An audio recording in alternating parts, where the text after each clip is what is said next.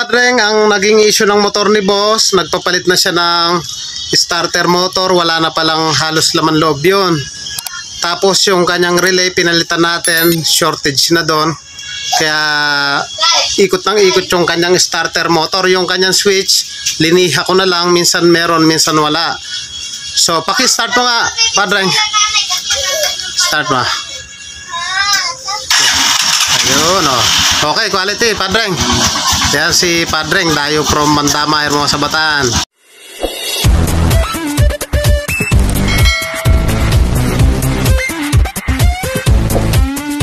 So yun, kumusta kayo mga Padreng? Welcome back to my channel. Andito na naman si boss na Mamaril. May papagawa siya mga Padreng. Ang issue ng kanyang motor, galing daw silang palihan sa Jollibee. Nag-drive-thru sila. Nung pinaandar yung motor, ayaw tumigil nung starter motor. Umaandar na yung motor, umaandar din yung starter motor. So si boss medyo nataranta daw, hindi niya alam yung gagawin. Ang ginawa niya, kinat niya daw dito sa may battery para tumigil. Silipin natin. Saan mo kinat dito, boss? Yung wire. Pinutol mo na yung wire. Dito sa may battery. Oo. Saan yung kinat mo rito? Dito. Yung negative. Oo. So yan, kinat na ni boss dito sa negative. Tapos dahil nga ganun yung issue, binuksan mo na to, boss. Oh, Binuksan, alanan laman loob to. yan. So nabusit si boss, trinay niyang kinalkal yung starter motor dahil nga walang tigil sa pagandar. So mga Padreng, pag nangyari po sa inyo yon, wala po dito yung issue. So good pa siya noon, ibig sabihin ang issue po niya nandito sa starter relay. So in case po na mangyari po sa inyo yon, na umandar yung motor, umandar din yung starter motor, walang tigil, tanggalin nyo lang yung negative, huwag kayong matataranta, tanggalin nyo lang. Nandito po yung problema ng motor sa starter relay. So ayan yung gagawin natin. Ginawa ni boss, kinuha niya yung sa manugang mo to, sa manugang mo, kinuha niya yung starter motor nung anak niya. Eto na daw yung ikakasa dahil wala na nga laman loob yung nandun na starter. So eto, ipapalit na natin. Tapos aayusin natin yung relay kasi pag kinasa natin to, ganun pa rin, iikot pa rin ang iikot yan. So ayusin natin yan. Ayan, shout out kay boss na naman, yan, Mamamaril yan, yan, tirahin na natin yan, baka tirahin pa ng iba. Mga Padreng, unahin na muna natin yung tatlong tornilyo na to sa cover ng ating gear sa may starter. 8mm yung kanyang sukat. Ginamit kong pamukpok dito yung handle ng screw para matanggal natin yung cover. At sinunod ko naman tanggalin yung 10mm na tornilyo dito sa ating starter.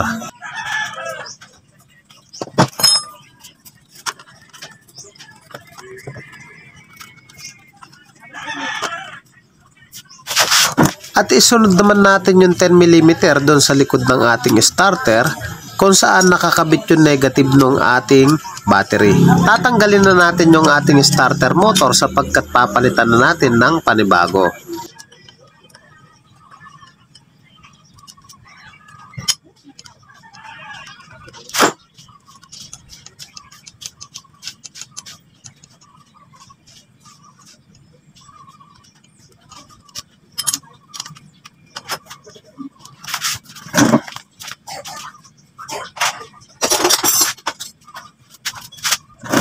At ginamitan ko lamang ito ng flat screw upang itulak yung ating starter motor. At sa pamamaraang yan, pwede na natin matanggal yung ating starter motor.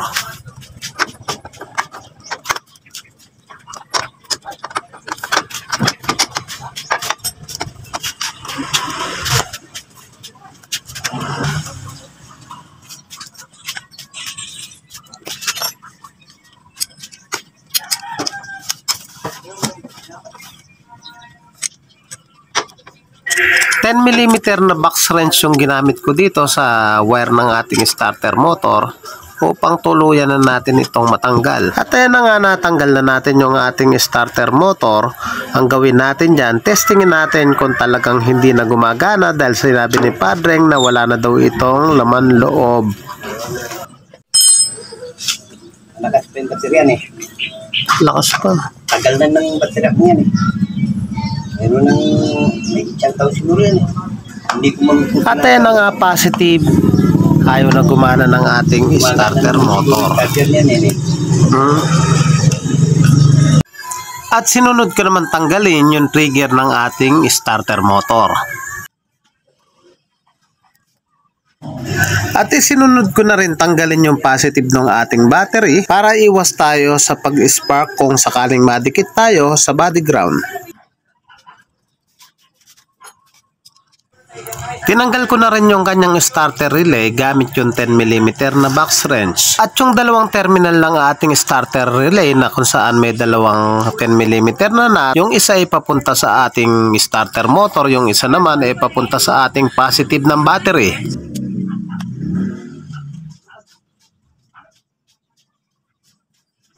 At gagamit nga pala ako dito ng TTGR na starter relay, pamalit dito sa luma niyang starter relay. Subok ko na nga pala tong ganitong relay kaya ito lagi yung ginagamit ko or ina-advise sa mga customer.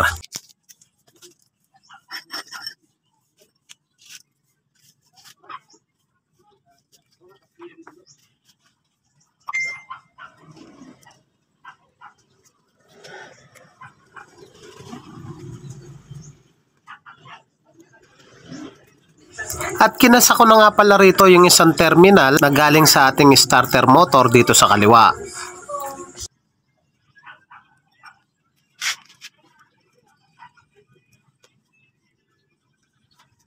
Siguraduhin nga pala natin na mahigpit yung kada terminal dito sa ating starter relay sapagkat pag maluwag ito, pwede itong mag-asin.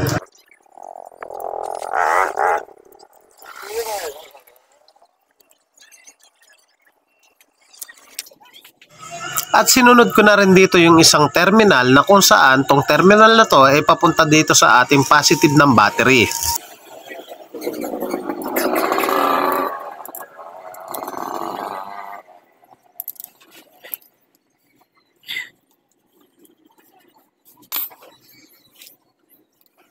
Kasunod nito, ikakabit ko na yung terminal papunta dito sa positive ng ating battery. Gagamit ako dito ng test light, linagay ko lang yung clip sa negative upang matest natin yung ating starter relay kung umaabot yung positive sa kanyang terminal. Sundutin na muna natin yung nasa kanan na kung saan yung terminal ay gumapang dito sa ating positive ng battery. At ayan na nga mga padreng, umilaw, ibig sabihin hindi putol yung terminal ng positive ng battery papunta dun sa ating starter relay. At kinuha ko nga pala rito yung socket ng ating trigger at ito yung gagamitin natin sapagkat yung bago nating starter relay ay walang ganitong socket. At ikakasa ko nga pala itong socket dun sa lumang socket na kung saan dito yung ating trigger. At sa pamamarang ito, mas mapapadali tayo mag-troubleshoot upang matest natin yung ating trigger. Inagay ko nga pala yung ating test light clip sa negative kasi yung hahanapin natin is yung positive trigger. So pindutin natin yung starter para mag-trigger yung ating positive. At nasa negative na nga yung ating clip kasi yung hahanapin natin yung positive trigger na kung saan kailangan na muna natin pindutin yung starter button para matrace natin sa dalawang wire na to kung saan yung positive trigger. So dapat may iilaw dyan kapag pinipindot natin yung starter button. So sa pagkakataong yan walang umiilaw, ibig sabihin may nawawala sa ating trigger.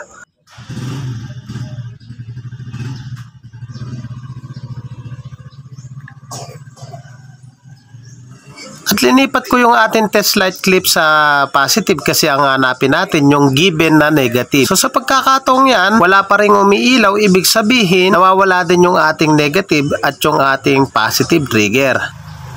Bakit kaya ganun mga padreng? Wala yung negative trigger o ay wala rin yung ating positive trigger. So paano natin wawiringan yan? Yung ganitong issue, dapat alam natin kung paano natin babanatan yan. Sinugurado ko nga pala rito na talagang wala talaga. Pelipat-lipat ko yung clip, pinanap ko yung positive or negative trigger. Wala talaga.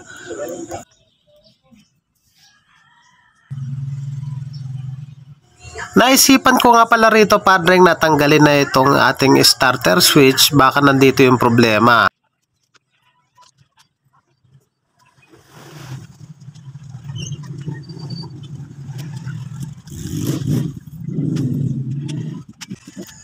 At tinanggal ko na rin yung ating headlight upang ma-expose natin yung mga wiring dito sa loob ng ating case.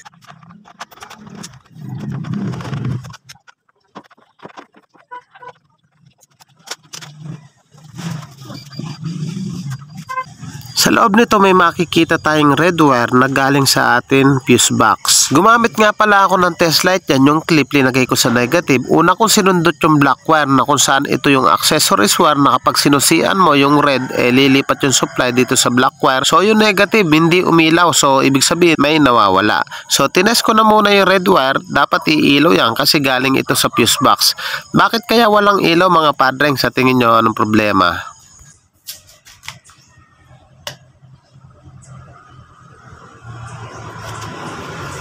At ayun na nga mga padreng, nalimutan ko palang ikabit itong red wire na galing sa ating fuse box na papunta dun sa ating case ng headlight. So ito yung magsisilbi na supply dun sa ating black na wire na kung saan ito yung accessories wire. Kapag nga pala sinusiyan natin yung ating motor, yung red wire na may supply galing sa positive, pumunta ng fuse, lilipat dito sa ating black wire dito sa ating case ng headlight upang masupplyan yung lahat ng accessories. Ang pinapagana nga pala ng ating accessories wire na kulay black yung ating flasher, busina, headlight, stoplight. Syempre kasama dun yung trigger ng ating starter. At ayun na nga, naikasa ko na yung aking nalimutan na wire at pumunta na tayo dito sa ating headlight case. Gagamit nga pala uli ako ng test light yan, yung clip linagay ko sa negative at susundutin na natin yung red wire na dapat iilaw yan kasi nakatap na. So yun, positive at nagkaroon na ng supply. At isusunod ko naman dyan yung black wire na kung saan pag sinusian mo dapat iilaw. So yan, sinundot ko nga pala, pero bakit walang ilaw mga padreng? Ano kaya ang problema? So sa tingin ko rito may problema sa susian. So yan, galaw-galaw ko lang at gumana naman.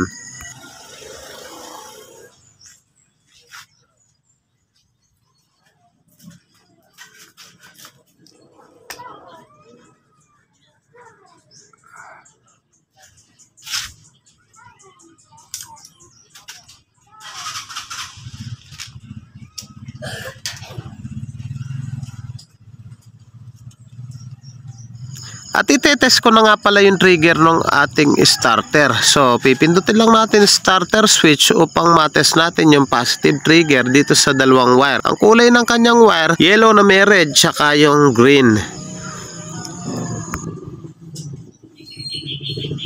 At natest ko na nga pala yung dalawang wire na kung saan yung may positive trigger tsaka negative. Pero bakit walang umiilaw kapag pinipindot ko yung starter switch? Ano kaya ang problema nito mga padreng? At sinundot ko pala yung positive terminal ng battery. Chinek ko kung naglulus lang yung ating test light. Pero hindi naman pala naglulus. Bakit kaya mga padreng?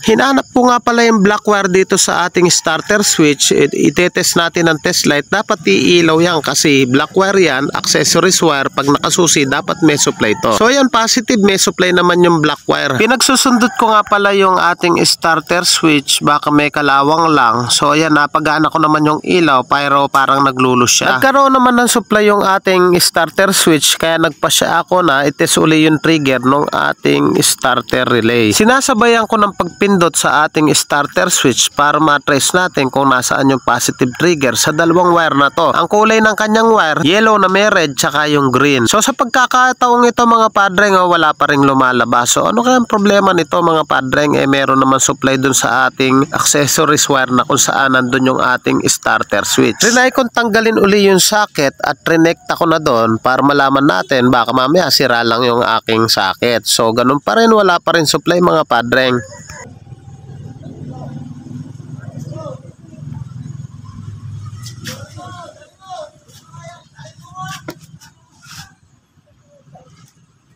Naisipan ko nga palang balikan uli yung ating starter switch at itratry ko ulit pagtutusukin yung switch natin, yung mismong contact. Kasi napansin ko kanina parang kinalawang na siya. Baka sakali lang hindi nagko-contact kaya pinagsusundot ko uli. Baka sakaling mapalabas natin ng maganda yung kanyang trigger. Nagdalawa nga pala akong isip na baka mamaya pag nagtest tayo ng trigger, ganun pa rin. Kaya gumamit ako ng liha rito. Ang gagawin ko lilinisin ko na yung pagitan, yung terminal ng ating starter switch.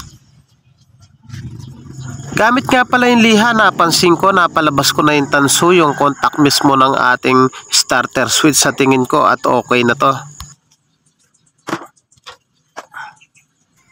Tatanggalin ko na rin pala yung bangko tsaka yung tangke dahil baka mamaya may mga wire lang na naglulus din dyan. Napansin ko nga pala rito puno ng alambre yung kanyang fuel cock, tinalian yung hose. Sabi ni boss, pag nakaparada ninanakaw daw yung kanyang gasolina, pero pag nakatali ng alambre may hirapan na sila magbaklas, kakailanganin pa nila na meron silang plies para makakuha ng gasolina. At linagay ko nga pala uli yung test light clip natin sa ating negative dahil ang hahanapin natin yung positive trigger ng ating starter relay.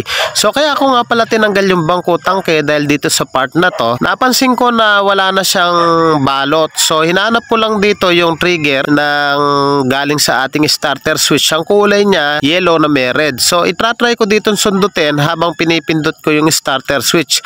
I-check ko nga pala rito kung dito naglalabas ng positive supply yung ating trigger. So yun mga padreng, lumabas na yung positive trigger. So dito sa kalagitnaan meron siya. So itratry natin mamaya dito sa part na to. At napaisip nga pala ako mga padreng, sabi ko nagkaroon ako ng pag-asa. Kaya naman naisipan ko na na-test yung trigger dito sa ating socket, baka sakaling lumabas na. So sinundot ko nga pala yung yellow na may red, yung positive trigger. So yun, lumabas naman.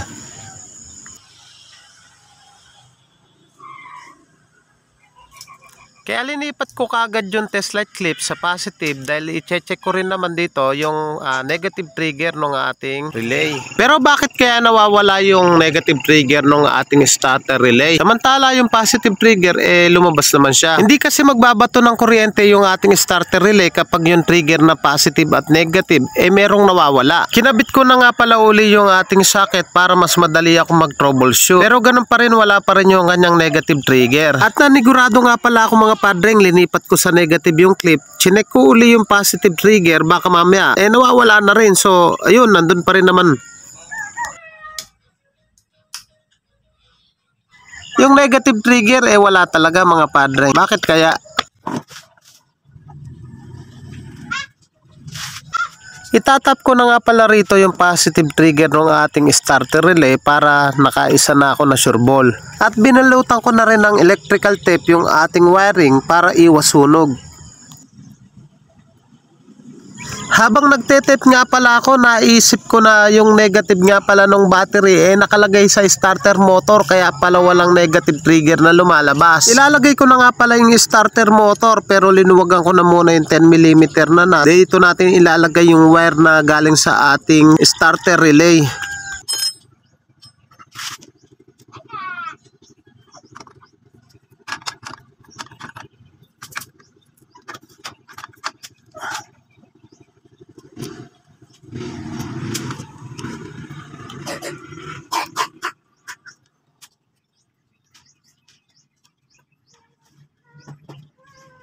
Siguraduhin nga pala natin maigpit yung terminal dito sa ating starter motor kasi pwede itong mag-loose. Mga padreng, kung nais nyo nga po palang magpagawa at taga Bataan lang po kayo, pasya lang po kayo dito sa Pulo Hermosa sa Bataan. Tabing tulay lang po ako mismo. Pwede nyo rin ako message sa aking Facebook page at pag-usapan natin yan.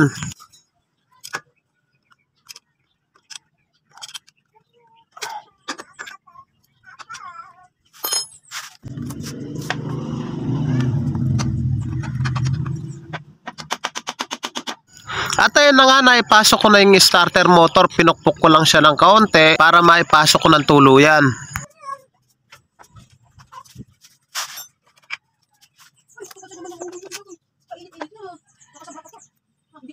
At ikinakabit ko na nga pala yung dalawang bolt na 10mm. Yung isang bolt, dun nga pala nakalagay yung negative terminal ng ating battery.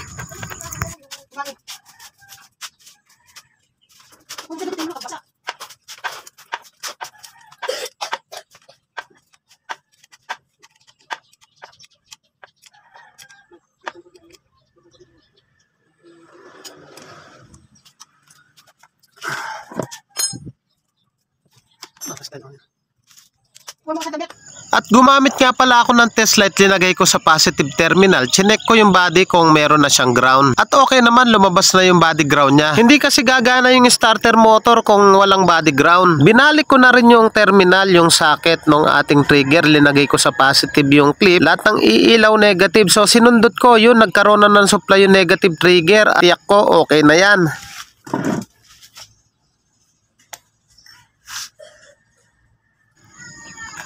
At dinouble check uli, baka kasi nawawala. So yun, meron pa rin talaga. So quality. So chinek ko na uli yung positive trigger, baka nawawala rin. Pindutin ko nga pala yung starter switch. So yun, positive. Meron na yung negative trigger tsaka positive trigger. So okay na yan. At sa tingin ko gagana na yung starter motor.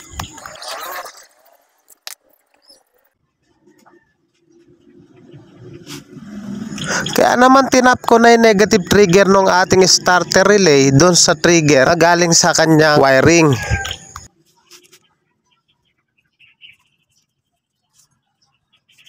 At binalutan ko na rin ng electrical tape para safety yung ating connection.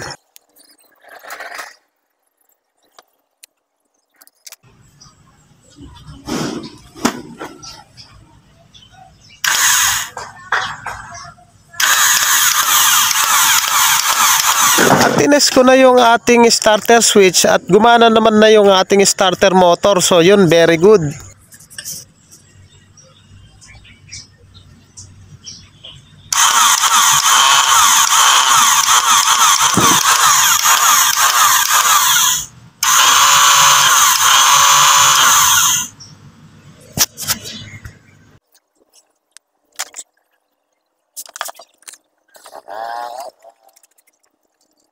At kinabit ko na nga pala yung gear tsaka itatry kong paanda rin. So yan o, okay naman siya.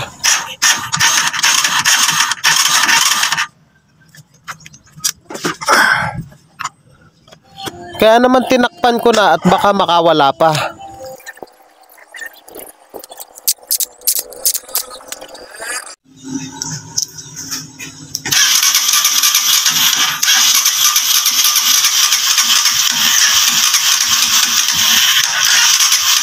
So yan, trinay ko uli, baka mamaya may naglulus pa rin. At okay na talaga.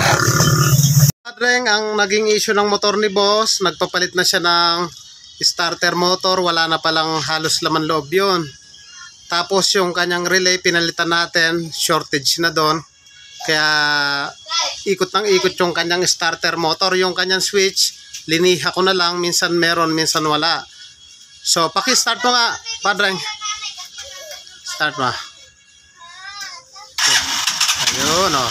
Okay, quality, Padreng. Yan si Padreng, dayo from Mandama, Hermosa, Bataan. Suki natin dito yan. Thank you po sa inyo. God bless at mabuhay po kayo.